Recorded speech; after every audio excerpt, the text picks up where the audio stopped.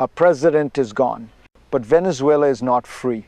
US forces entered Caracas. Nicolás Maduro was arrested. Cameras flashed.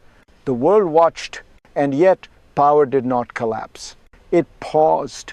This is the illusion of modern politics. We confuse removal with resolution. We mistake spectacle for control.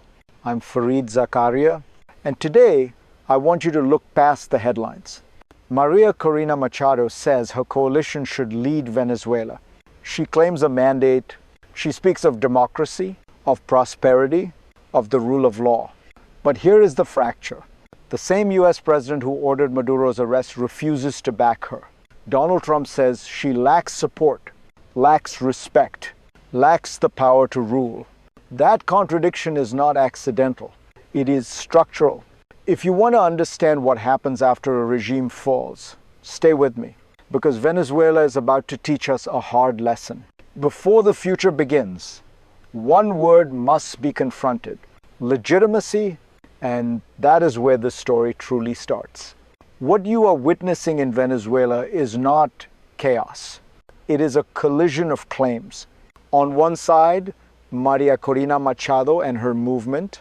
They point to the 2024 election. They say the vote was stolen. They say Edmundo González won by a landslide.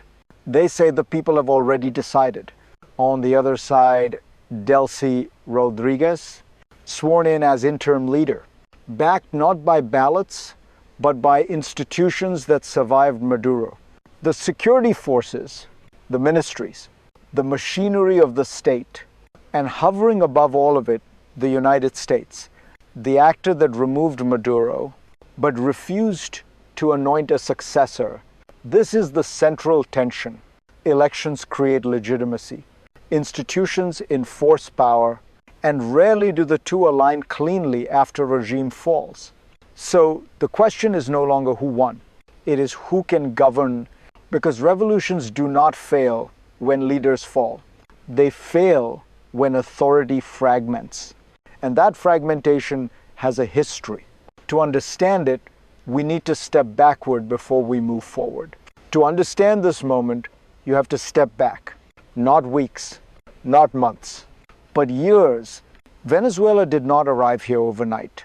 Power slowly concentrated, institutions slowly hollowed out, elections remained, trust did not. Over time, the state learned a dangerous habit. It separated legitimacy from control. Votes were symbolic. Authority was operational. When opposition voices rose, they were contained. When pressure grew, rules changed. And when uncertainty peaked, institutions closed ranks. This is how systems survive leaders. They adapt, they wait. So when Maduro fell, the structure did not. The ministries remained. The security forces remained. The legal framework remained. That is why an interim leader could be sworn in so quickly, and why an opposition victory could still feel abstract. History is unforgiving here. Transitions fail when old systems are underestimated. And Venezuela is now trapped in that familiar space, between the past it wants to escape and a future it cannot yet claim. That tension is about to surface violently. Every transition has a breaking point. Venezuela reached its first one the moment Maduro was arrested. The images mattered. Foreign soldiers in Caracas, a president taken away, a regime humiliated. For the opposition, it felt like vindication.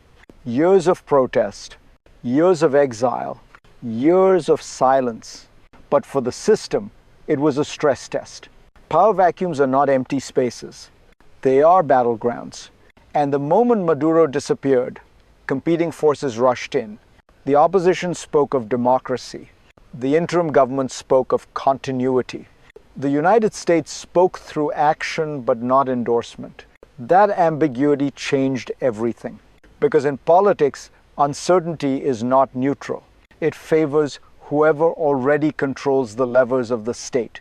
Ministries did not shut down. Security forces did not defect en masse. Orders were still given and still followed. This was the first crisis, not a clash of armies, but a clash of realities, and it revealed a brutal truth. Removing a ruler does not dismantle a regime. It exposes what remains, and what remains is about to push back. Behind every political transition, there is a mechanism few people want to name. It is not ideology.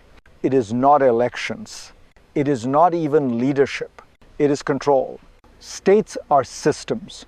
They are built to persist. They reward continuity. They punish disruption. In Venezuela, that system did not belong to one man. It belonged to networks, bureaucracies, security structures, legal authorities shaped over years. When Maduro was removed, those mechanisms did not vanish. They recalibrated. An interim leader was installed, not because she inspired trust, but because she fit the system's need for survival. This is how power protects itself. It chooses predictability over legitimacy. Stability over consent. The opposition underestimated this.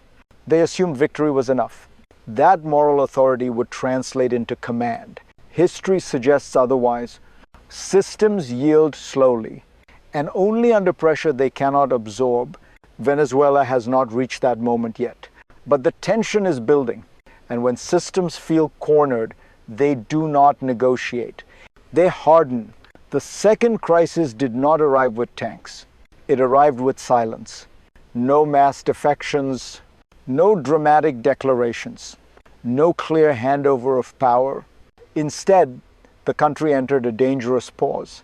The opposition waited for momentum, for recognition to turn into authority. For the system to crack, it did not. The interim government consolidated quietly. Orders continued to flow. Institutions behaved as if nothing fundamental had changed. This is how transitions stall. Not through confrontation, but through exhaustion. Supporters grow impatient. Allies grow cautious. Uncertainty stretches from days into weeks. And in that space, control matters more than ideals. Questions began to surface. Who controls the military? Who signs the budgets? Who commands the streets? The answers were uncomfortable, because power, once removed, does not automatically transfer. It must be seized, negotiated, or surrendered. None of those had happened. This was the second crisis, not a collapse. A freeze, and freezes are dangerous. They invite mistakes. They invite miscalculations. Most of all, they invite consequences for ordinary people. And that is where this story turns personal. And this is where you enter the story. Because while leaders argue over legitimacy, you are still waiting. You wait for prices to stabilize, for salaries to mean something again, for the future to stop feeling temporary. Political transitions are discussed in press conferences, but they are lived in kitchens, on buses, in lines that never seem to move. You were told change had arrived. You saw the images. You felt the hope rise. And then, nothing. The same institutions, the same uncertainty, a different name at the top. This is the cruelest moment in any transition. When expectation runs ahead of reality, and reality refuses to follow, you don't measure legitimacy in speeches. You measure it in safety, in work, in dignity. If this story matters to you, stay with me. Share it. Because what happens next will not be decided only by leaders. It will be shaped by pressure, by attention, by whether the world keeps watching. This moment is fragile. And fragile moments decide futures. The question now is whether Venezuela's struggle remains internal or becomes global. What is happening in Venezuela does not stay in Venezuela. Power vacuums never do. The arrest of Maduro sent a signal far beyond Caracas. To allies, to rivals, to governments watching how far the United States is willing to go. Some saw resolve. Others saw precedent. If a president can be removed without a clear successor, then stability becomes negotiable. And sovereignty becomes conditional. Regional actors recalibrate quietly. Markets hesitate Diplomacy slows because no one knows which authority will endure. This is how uncertainty spreads, not through headlines, but through hesitation. The United States now carries a dilemma. Having acted decisively, it must decide how much responsibility follows. Intervention removes a leader. It does not automatically build legitimacy. And other governments are watching closely, not Venezuela, but the method, because today it is Caracas. Tomorrow it could be somewhere else. Venezuela has become a test case for power transitions, for foreign intervention, for the limits of influence in a fractured world.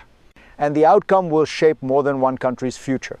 It will shape expectations, and expectations in global politics are contagious. From here, Venezuela faces three possible futures. The first is the optimistic path. Pressure mounts, institutions fracture, and a negotiated transition emerges.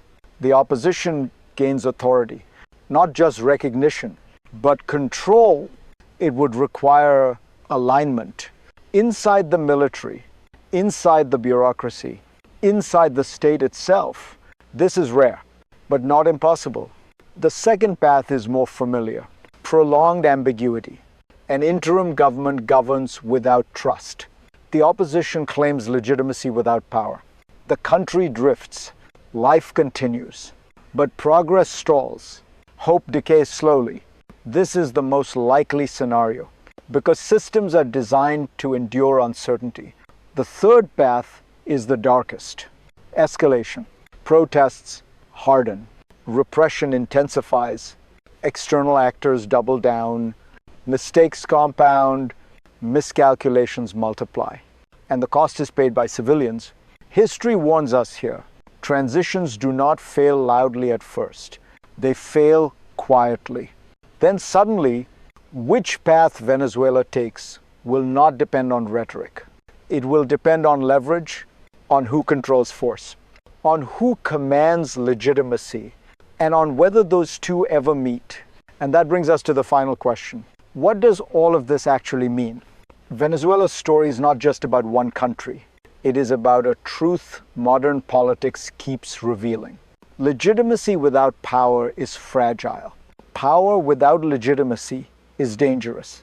Removing a leader feels decisive, but it is only the opening act. What follows is harder, slower, more uncertain. María Corina Machado speaks for millions who voted for change. The interim government controls institutions that never left. And the United States stands between action and responsibility. None of this resolves itself quickly. Real transitions succeed only when legitimacy and control finally align, when systems bend, when power yields, when authority becomes shared. Until then, uncertainty governs. If you want to understand the world ahead, don't just watch who falls. Watch who remains standing. Watch who commands obedience when cameras leave. Watch how power actually moves. If this analysis helped you see more clearly, share it. Stay with the story. Because Venezuela is not an exception. It is a preview, and in the next video, we'll explore what this moment tells us about the future of intervention, democracy, and power itself. Stay curious. Because understanding is the first form of control.